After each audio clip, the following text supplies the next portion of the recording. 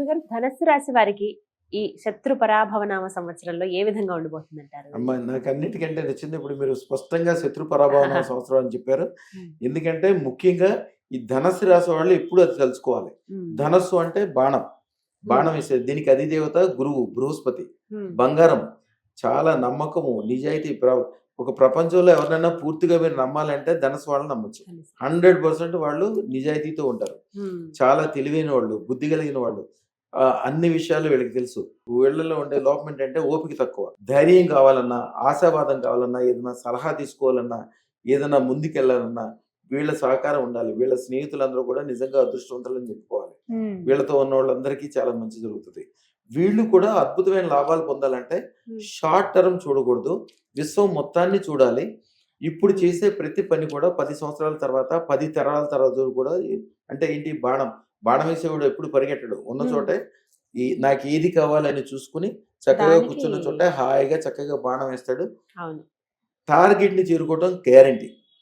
ఎందుకు, వీళ్ళకి అధిపతి బృహస్పతి. అదృష్టరత్నం దానం వలన వీళ్ళకు ఉండే చెడులన్నీ వెళ్ళిపోయి కేవలం లాభము, స్వర్ణం మాత్రమే మిగులుతుందమ్మా. వీళ్ళకి ఆరోగ్య విషయంలో చాలా జాగ్రత్తగా ఉండాలి. ముఖ్యంగా షుగర్ జబ్బు రాకుండా చూసుకోవాలి. షుగర్కి వీళ్ళకి తొందరగా అటాక్ అయ్యే అవకాశం ఉంటుంది. ఊబకాయాన్ని కొద్దిగా తగ్గించుకోవాలి. వీళ్ళకి ఆల్రెడీ తేజస్గా ఉంటారు కాబట్టి ఎక్కువ ఊబకాయం రాకుండా జాగ్రత్తగా చూసుకుంటే ఇంకా వేరే ఇబ్బందులు ఏం లేకుండా అదృష్టం పెట్టుకుంటే అద్భుతమైన సంపదలు. నా ఇంట్లో 100 కిలోలు బంగారం కావాలంటే వీళ్ళకే 100% అవుతుంది అమ్మ. వీళ్ళు చేయాల్సిందంటే తెల్ల శనగలు ఉంటాయమ్మా, కాబూలీ శనగలు. తెల్ల కాబూలీ శనగలు ఎప్పుడు కూడా ఒక గుప్పుడు ప్రతి వారం అంటే జనరల్గా గురువారం పూట తెల్ల శనగలు తీసుకొచ్చి దాన్ని మొలకెత్తేటట్టు చేసి అమ్మవారి దగ్గర ప్రసాదం పెట్టి దాన్ని ప్రసాదంగా తీసుకోవాలి.